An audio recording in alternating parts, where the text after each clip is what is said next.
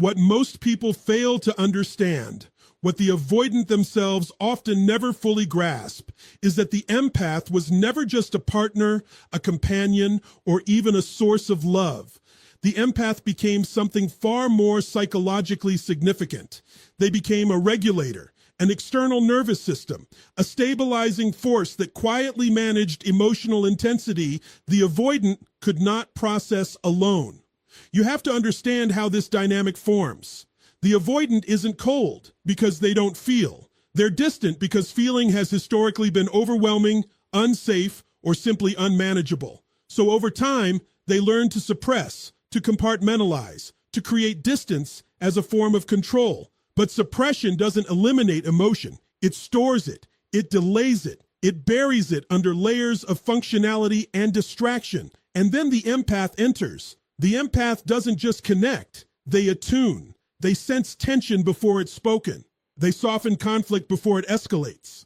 They fill silence with warmth, interpret emotional ambiguity, and offer reassurance without being asked. What the avoidant experiences, often unconsciously, is relief. Not because their issues are resolved, but because someone else is now helping carry the emotional weight. This is where the dependency begins, not in an obvious, clingy way, but in a subtle psychological reliance. The avoidant starts functioning better in the presence of the empath. They feel calmer, more balanced, less pressured by their own internal world. But here's the paradox. They attribute this stability to themselves, to their independence, to their control, when in reality, it is being co-regulated by another human being. The empath becomes the buffer between the avoidant and their own unresolved emotional landscape. Now, when that empath walks away, something profound happens. The avoidant doesn't just lose a person. They lose the mechanism that was keeping their inner system stable. The silence that follows is not peaceful. It is unfamiliar. It is unstructured. There's no one there to absorb the tension, to interpret their emotional confusion, to make things feel manageable again. And because the avoidant has spent so much time avoiding direct engagement with their own emotions, they are suddenly left without tools, no framework, no practice in self-regulation at that depth. So what surfaces isn't clarity. It's discomfort, restlessness, a kind of internal noise they can't quite explain.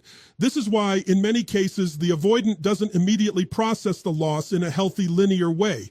Instead, they may distract themselves, detach further, or even convince themselves that nothing significant has changed. But the body knows. The nervous system knows. Something is off. The equilibrium they once had, borrowed though it was, is gone. And over time, that absence begins to speak. Because what the empath provided was not just love, it was emotional organization. They translated chaos into coherence. They made intensity feel safe. And without that presence, the avoidant is forced, often for the first time, to sit with the raw, unfiltered version of their internal world. This is the beginning of the psychological shift. Not because they suddenly become self-aware overnight, but because the environment that allowed them to avoid themselves no longer exists. And here's the truth that cuts deeper than most realize. The empath didn't create the avoidance stability. They revealed how unstable things actually were underneath. And when that revelation begins to surface,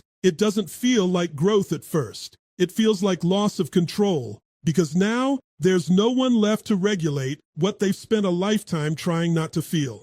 And that is where everything begins. You see, avoidants have perfected the art of distance. It's not just physical, it's emotional, psychological, sometimes even spiritual. They craft these invisible barriers that protect them from feeling too much, from being overwhelmed, from being hurt. It's a survival mechanism. And for a long time it works. They navigate relationships on their own terms, controlling the pace, the intensity, the closeness, and even the distance itself. But here's the catch. Distance is only protective as long as there's someone there to buffer the edges, someone there to fill the gaps they avoid confronting. And that someone is the empath.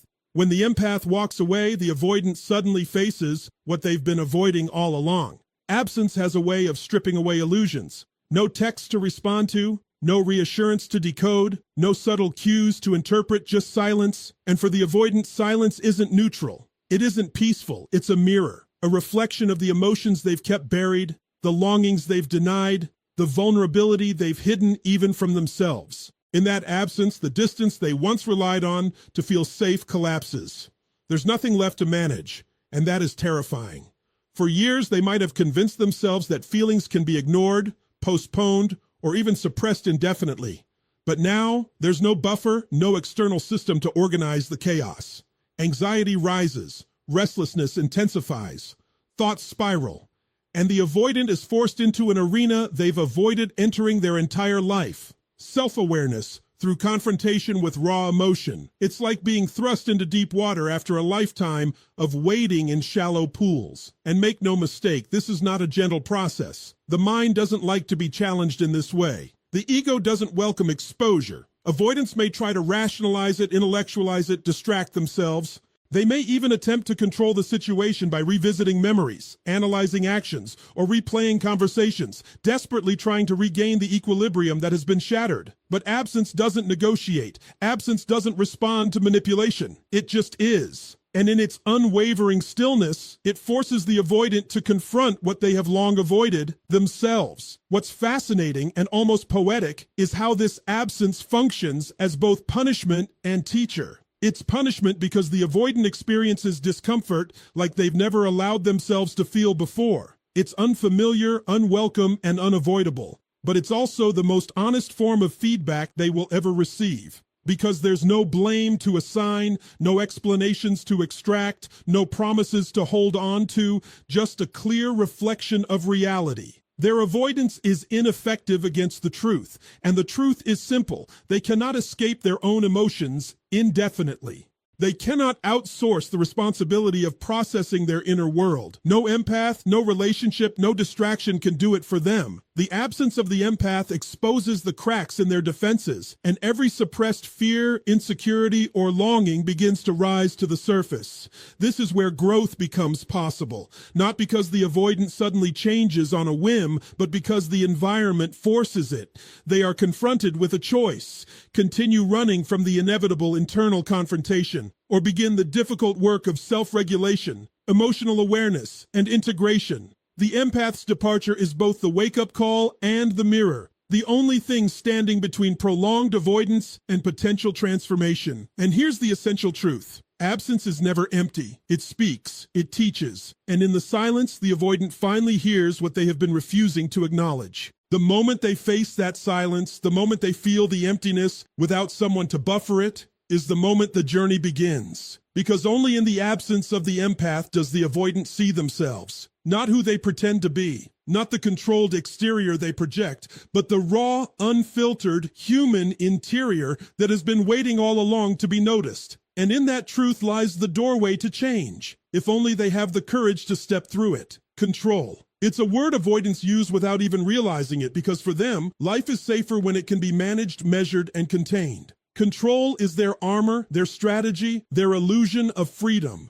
They orchestrate distance, regulate intimacy, and dictate emotional pacing. Not because they are cruel, not because they are indifferent, but because vulnerability feels too dangerous. They manage connection like a puzzle, where they always hold the pieces, always know the rules, always set the boundaries. And for years, this illusion works. They feel safe, untouchable, untangled in the chaos of human emotion. Then the empath walks away, and everything cracks. What the avoidant experiences at this moment is more than loss. It's the collapse of a carefully constructed narrative. The narrative that they are in control, that they can navigate emotions on their own terms, that they can manage the ebb and flow of connection without consequence. All of that certainty dissolves when someone who truly understands them decides to leave, not in anger, not in desperation, but with quiet resolve. The avoidant suddenly realizes that control was never theirs to begin with. It was a borrowed comfort, dependent on another person's presence, patience, and tolerance.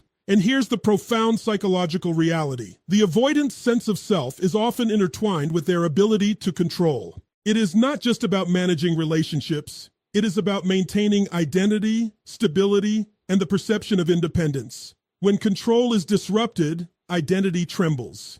They feel exposed. They feel naked, and because they have spent so long avoiding direct confrontation with their emotions, they often do not recognize the tremor as internal. It feels external, like the world itself has become unpredictable and unsafe. The empath's departure does something more subtle and more dangerous. It undermines learned patterns. Avoidants rely on habitual strategies to navigate intimacy. strategies that involve withdrawal, rationalization, and compartmentalization. But these strategies only function when the environment is predictable. When the empath leaves, predictability vanishes. There is no one left to absorb tension, no one left to buffer anxiety, no one left to act as an emotional translator. Suddenly, the avoidant is confronted with a landscape they cannot manage. Their usual tools fail, their strategies falter, and their illusion of control disintegrates. And when the illusion disintegrates, what rises in its place is something raw and unfamiliar. Panic, confusion, a quiet obsession with restoring balance.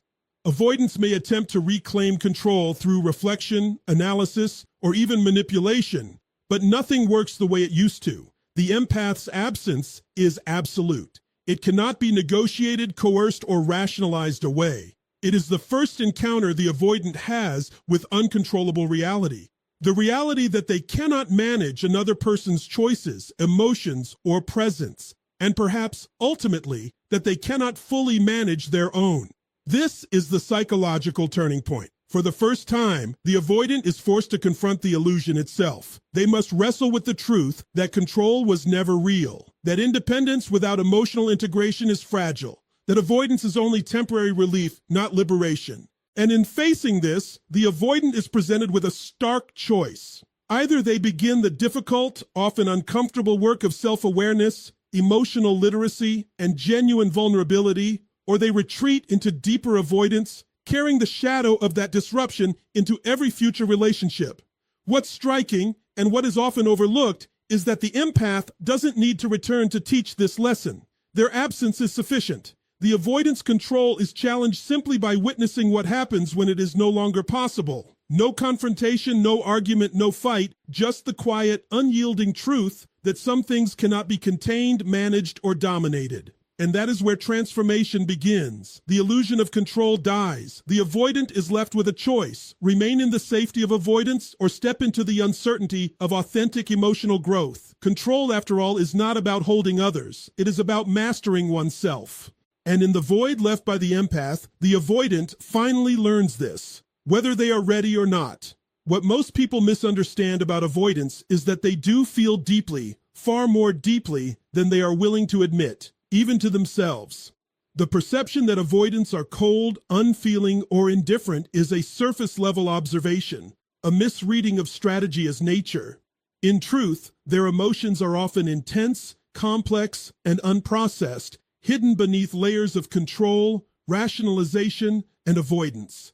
They have learned, often from early experience, that expressing vulnerability can be dangerous. So they suppress it, they compartmentalize it, they bury it in a psychological safe they hope will never be forced open. And for years, this strategy works. The avoidant can navigate relationships, manage intimacy on their own terms, and convince themselves and the world that they are fine. But suppression is never elimination. It is storage. It is pressure building silently in the background, accumulating until the weight becomes undeniable. Avoidants may not notice the buildup because it's quiet, subtle, and internalized. They may even feel a false sense of stability because they have become so practiced at distraction, detachment, and rationalization. But make no mistake, the storm is forming. When the empath leaves, that storm finds its first clear path to release. The presence of the empath had always functioned as a regulator, absorbing tension, softening conflict, and translating the avoidant's emotional intensity into something manageable. In their absence, the internal system the avoidant has relied on for years collapses. What emerges is not calm introspection, but pressure, psychological pressure that manifests in restlessness, intrusive thoughts, and a growing awareness of all the emotions that have been suppressed. Anxiety rises, not because the avoidant is inherently anxious, but because their coping mechanisms are suddenly gone. The very structure that allowed them to maintain equilibrium has disappeared. This is where the internal paradox becomes painfully clear. The avoidant does not lack feeling. They lack safe access to it. They have been living with a complex emotional ecosystem that requires careful management. And when the empath leaves, the ecosystem erupts unchecked. Every suppressed longing, every unresolved fear, every unacknowledged attachment begins to surface simultaneously. And without the tools to process it, the avoidant experiences it it as pressure rather than clarity. The mind races, trying to rationalize, organize, and compartmentalize what it cannot yet understand. What's more, this psychological pressure is not neutral. It activates the ego in defensive ways. Avoidants may feel frustration, irritation, or even self-directed anger. They may attempt to distract themselves, immerse in work, seek temporary pleasures, or analyze the relationship endlessly in an effort to regain composure. But distraction only postpones the inevitable confrontation with their own emotional reality. The pressure persists, escalating until it can no longer be ignored. Here's the essential truth. Emotional suppression is never a long-term solution. Avoidants learn this lesson through the absence of the empath, not through confrontation, argument, or intervention, but through silence. That silence acts like a psychological magnifying glass, making every buried thought, every suppressed emotion, and every unresolved attachment visible. It is uncomfortable because it is unavoidable. It is unavoidable because the avoidant no longer has the co-regulator, the empath, to buffer the experience. And in that discomfort lies the potential for transformation. Pressure, when acknowledged, can catalyze awareness. Anxiety, when faced, can teach insight. The avoidant is forced to recognize that their previous strategies, avoidance, suppression, detachment, were only temporary solutions to a deeper problem, the inability to engage safely with their own emotional life. The empath's departure exposes this in the most unflinching, uncompromising way possible. And here is the final point. The psychological pressure is not punishment. It is a call to evolution. Avoidants may resist it, deny it, or distract themselves, but the pressure will persist until it is addressed. It is the first real encounter they have with the reality of their inner world, unmediated and unbuffered. And only by facing it, only by learning to process and integrate it, can they move from avoidance to authentic emotional presence. The absence of the empath does not just unsettle the avoidant, it forces them to meet themselves. And meeting themselves raw and unfiltered is the only path to true freedom. When the empath walks away, the avoidant's first instinct is rarely to see it as a natural consequence of their own patterns. Instead, the ego immediately reframes the situation as rejection. And this is crucial to understand, because avoidance is not just about emotional distance, it is also about self-preservation. The avoidant has spent a lifetime protecting themselves from hurt, and their ego interprets loss through the lens of threat.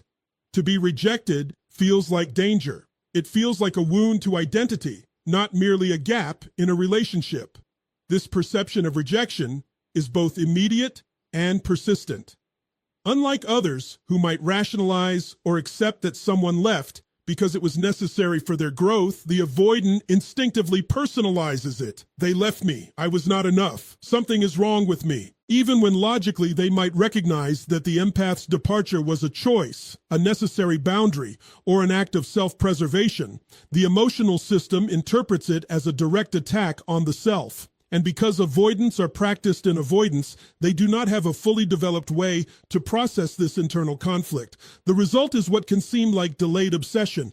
They may replay every conversation, every interaction, every subtle cue, searching for explanations or ways to regain control. But this is not curiosity. It is a psychological attempt to restore equilibrium. The mind wants to correct what it perceives as a personal failing, to rewrite the narrative in which they are no longer in control.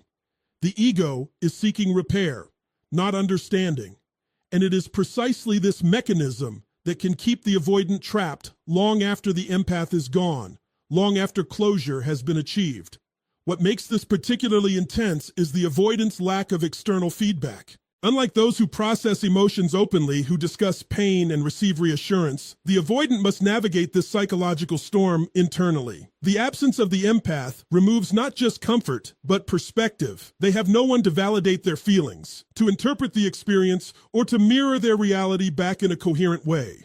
The rejection they perceive becomes magnified, echoed endlessly within the walls of their own mind. And yet, there is a subtle, almost cruel wisdom in this process. The ego's interpretation of loss as rejection forces the avoidant to confront truths they have long avoided. They are compelled to examine their own role in patterns of detachment, emotional unavailability, and relational disruption. The perceived rejection acts as a psychological hammer, breaking down the walls they have built around themselves. It is painful because it is honest, The avoidant can no longer hide behind strategies, intellectualizations, or distractions. They are faced with the reality of their impact, the consequences of their patterns, and the stark absence of the person who once provided emotional stability.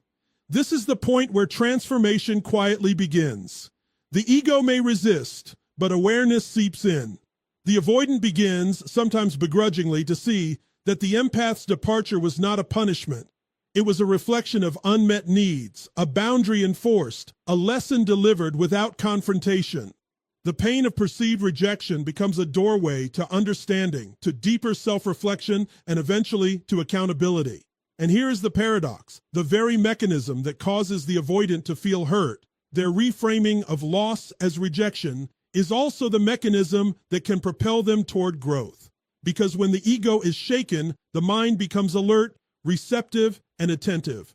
When identity feels threatened, there is motivation to change. The avoidant is faced with a choice: remain in denial, rationalize away the pain, and repeat old patterns, or step into the discomfort, examine their behavior, and evolve. Ultimately, the empath's departure is not simply an end. It is a mirror. It reflects back the unresolved fears, the suppressed emotions, and the defense mechanisms that have long defined the avoidant's way of being. And the lesson is unmistakable. Rejection, when perceived through the lens of honesty and self-awareness, is not destruction, it is revelation. The avoidant may resist, the ego may protest, but the truth remains. Loss forces them to confront themselves, and in that confrontation lies the only path to authentic emotional freedom. The departure of the empath teaches one immutable fact: you cannot hide from yourself, and the mind that interprets loss as rejection will eventually demand growth. And then comes the silence, the kind of silence that cannot be negotiated, explained, or filled. The empath doesn't need to yell, argue, or chase. They simply step away. And in doing so, they leave a space that is simultaneously empty and illuminating. For the avoidant,